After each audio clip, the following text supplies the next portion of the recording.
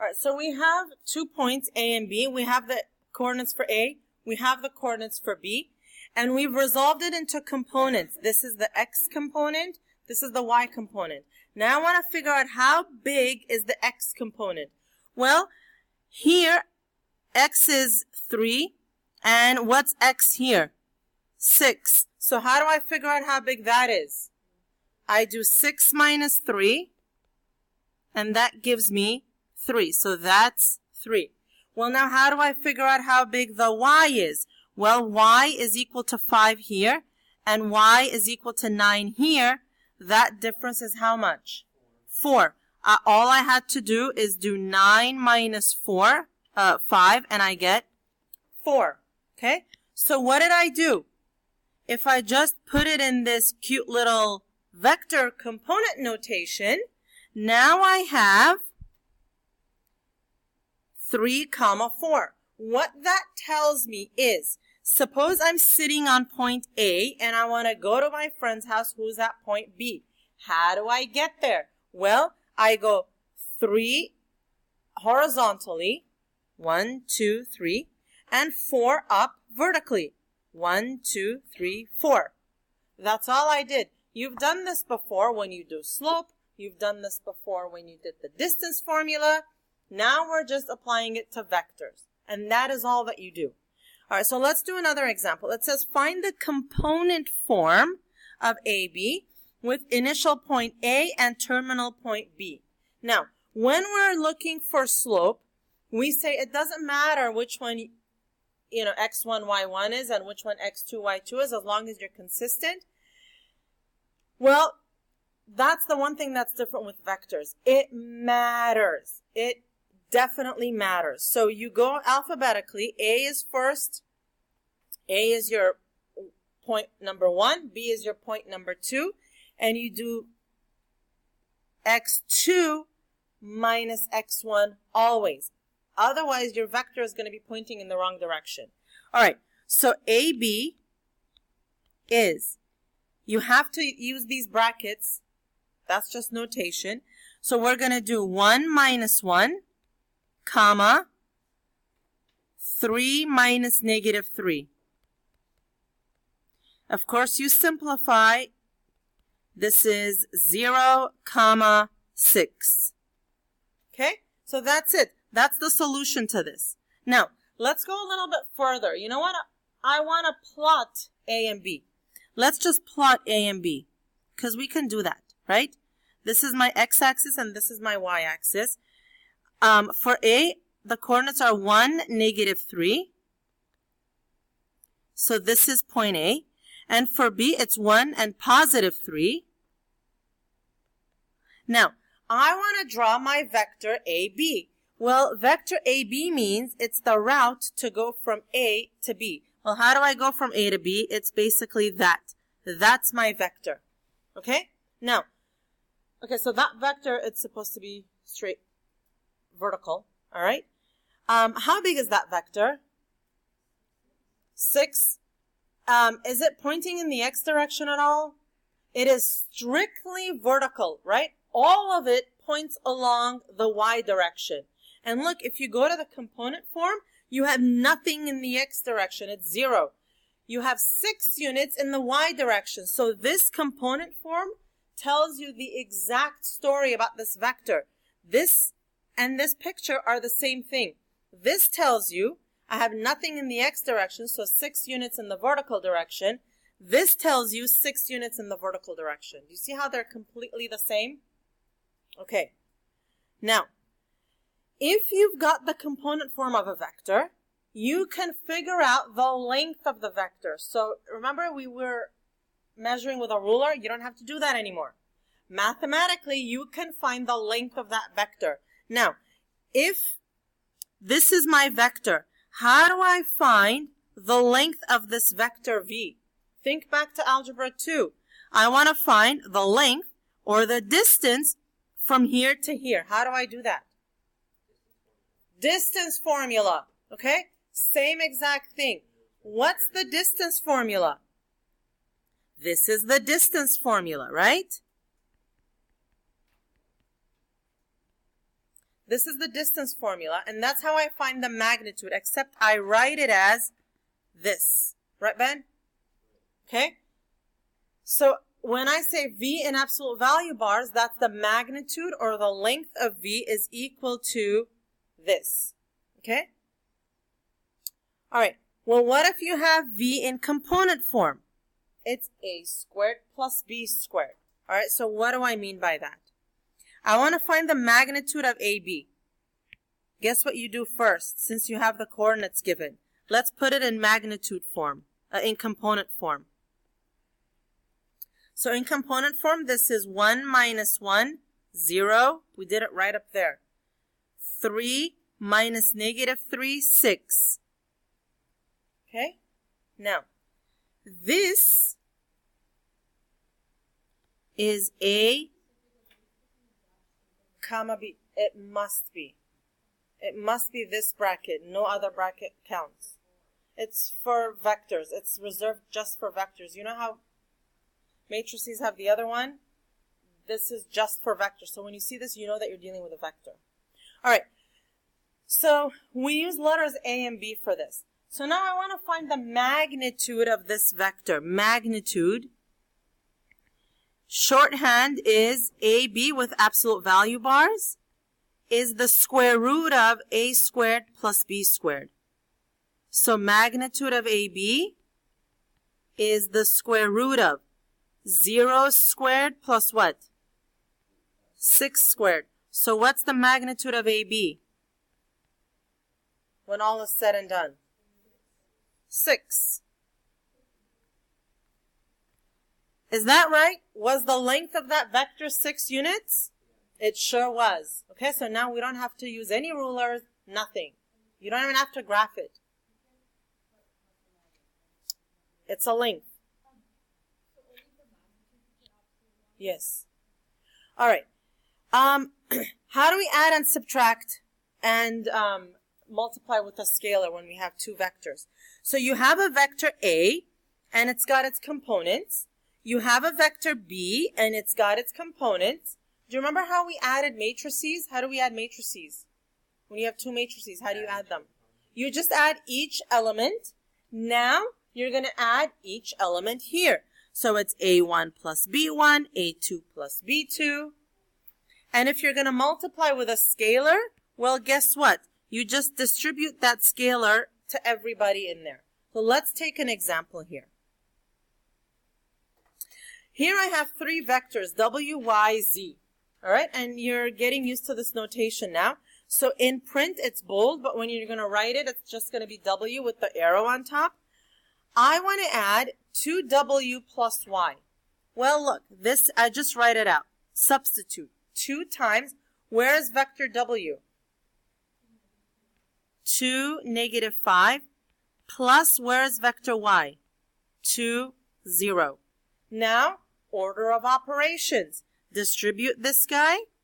So I have 4, negative 5, plus 2, 0. Oh, negative 10. Well, that coffee was really not very strong at all. All right. So now, how am I going to add this? 4 plus 2 is 6, comma, negative 10. I'll color code that one too. Negative 10 plus 0 is negative 10. All right, and that's it. You just added those vectors. That's all. So these are like your free points on the test and the quiz, right? All right, see here we have 3y minus 2z. We're going to pick up the pace a little now. 3 times y minus 2 times z. Now, this is 6, negative 15. Now look at how I do this. I distribute the negative. You can do this. No.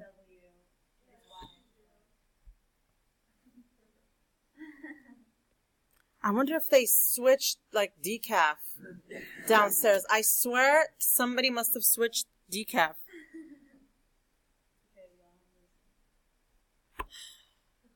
I wonder who did that.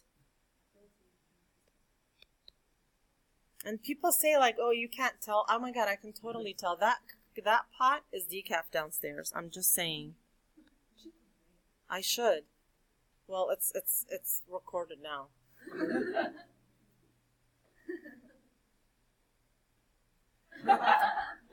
Here's how I do this. I distribute the -2, which means, now this is like plus -2, right?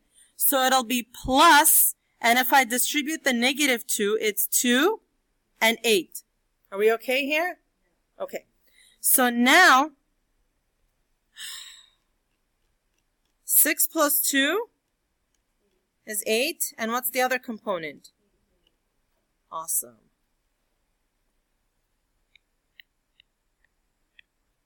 All right? Now, sometimes we don't need this huge, long vectors, all right? Because sometimes all we want is to say what direction a vector is in.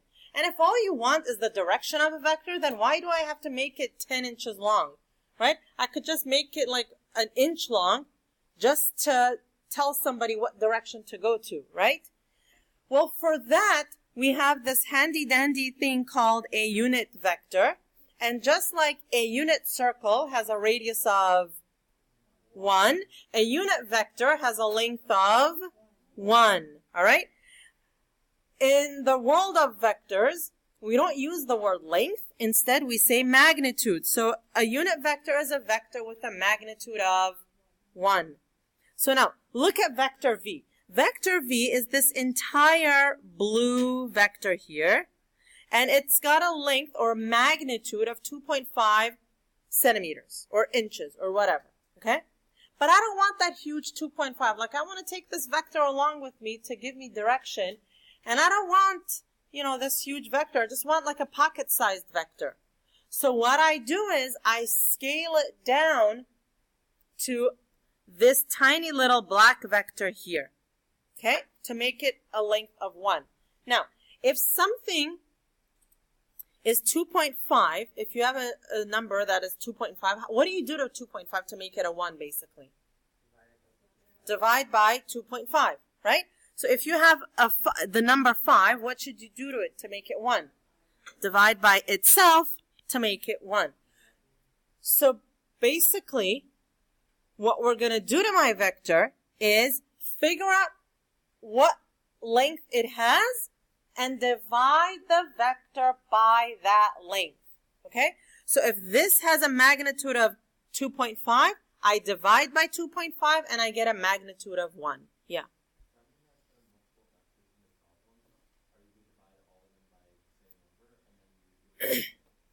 Well, you'll see how it applies to problems, okay? All right, so remember before, like in the last section, when you had a vector A and you multiplied it by 3, it became 3 times longer? Well, now imagine we're dividing it by 3 and it's becoming 3 times shorter. That's what we're doing now to find the unit vector, okay? All right, so here it says find the unit vector u with the same direction as v. All right, so basically what I want to do is first find the length or the magnitude of v, and second, divide v by the magnitude. Okay? And now look, this is like so awesome. Just watch, okay? All right. Now, let's find the magnitude of v. Remember how we did that using the distance formula? So if this is a and this is b, I'm going to do a squared plus b squared, 4 squared plus negative 2 squared. 16 plus 4 is 20. So the magnitude is what? 2 root 5. Right.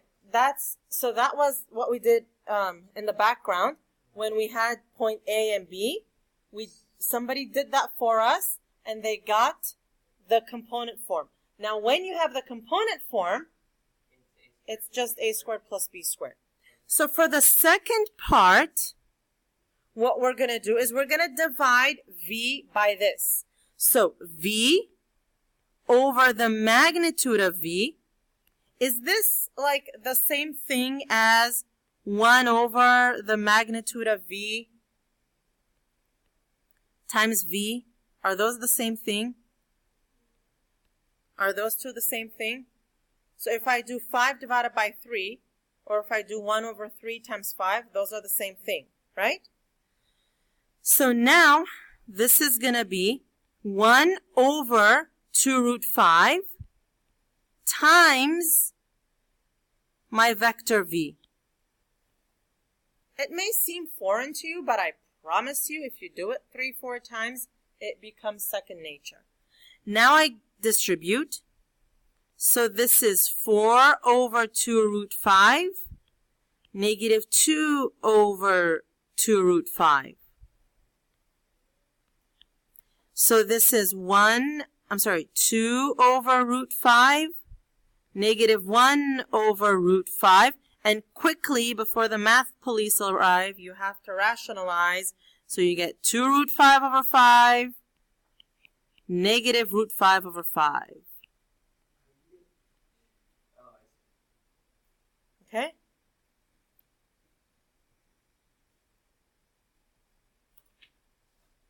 Alrighty?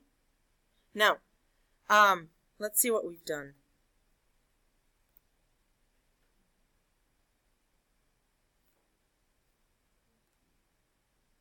So I'm gonna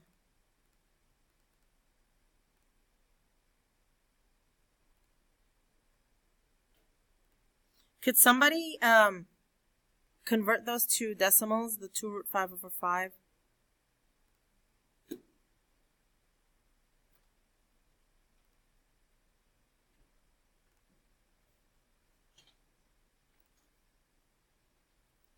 So here's an x-axis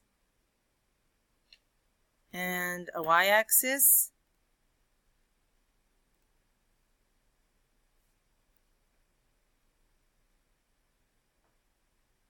All right, so look at what we're going to do.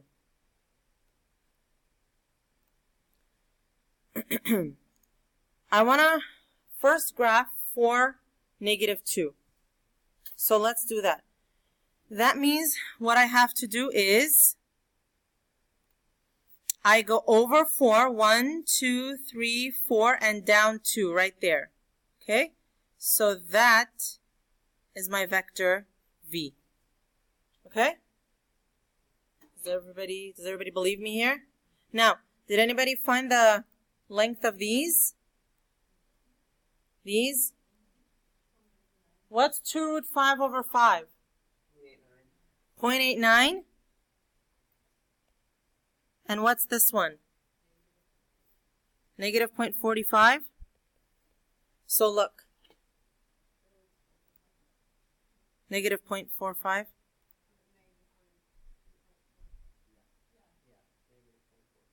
Okay. So let's see how that looks.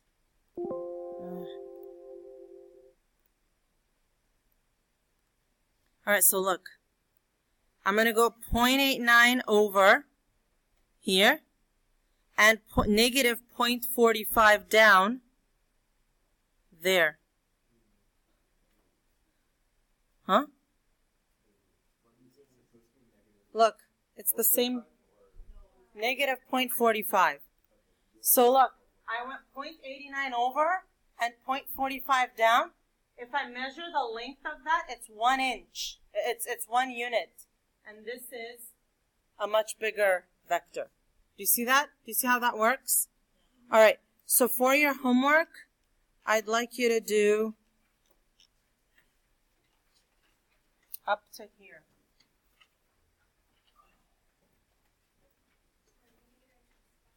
No.